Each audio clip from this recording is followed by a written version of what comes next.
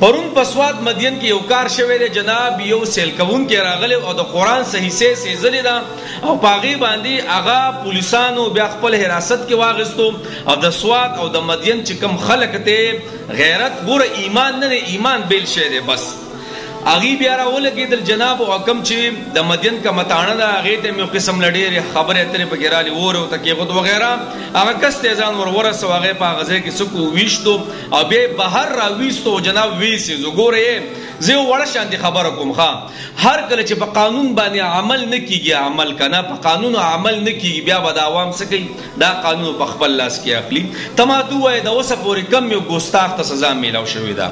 ته راته ووایه ځه څومره ګستاخیانې شوي ده؟ ګستاخیانې ولې زیاتې شوې؟ دا زموږ د قانون د وجې نه یو قسم لاس زیاتې شوي ځکه چې قانون سزا نه ورکوي. نو چې کله قانون سزا ورکوي نه نو بیا عوام خپل عدالت لګوي، بیا انتشار پیدا شي. جناب ایمان دا د هر چا په زړه کې پروت دی.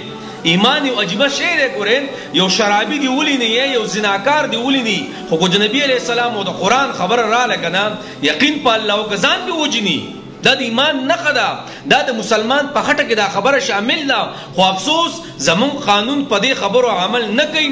کم ګستاخان چې دي ښه محفوظ دي بهر لاړ شي نه ورته سزا میلاو شي نه ورته قانوني طور باندې کاروایی وشي نو جناب دا عوام هم بیا څه دی مایوس دی د قانون نه.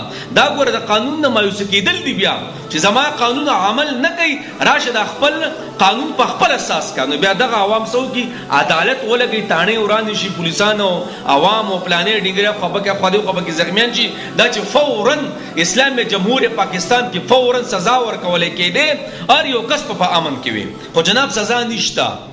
بجلیګر متوید الله وبخي وي تب یو کس ځوړن کا بچو کې لاسونو ته کټ کې څوک دی غلاو کی ځا سنسار کا څوک دی زناو کی نو جناب او د دې ناموس رسالت او توهین رسالت او د قرآن د دې باره کې خو د سره قانون نشته په لسانه د سره ځکه چې دوی حراست کې وایو خبره به ختمه. نو جناب الله دې موږ معاف کړي زموږ په عمل کې دا حساب کتاب کې زما قرآن نه دی محفوظ، زما نبی محفوظ نه دی، زما د نبی عزت نه دی محفوظ، زما د نبی صحابه نه دی محفوظ، زما د نبی بیان نه دی محفوظ. مړه په ټولو پسې خبرې اترې وشوې دا څنګه قانون دی یاره؟ بیا به دا عوام را لګي او دا قانون به لاس کې علي.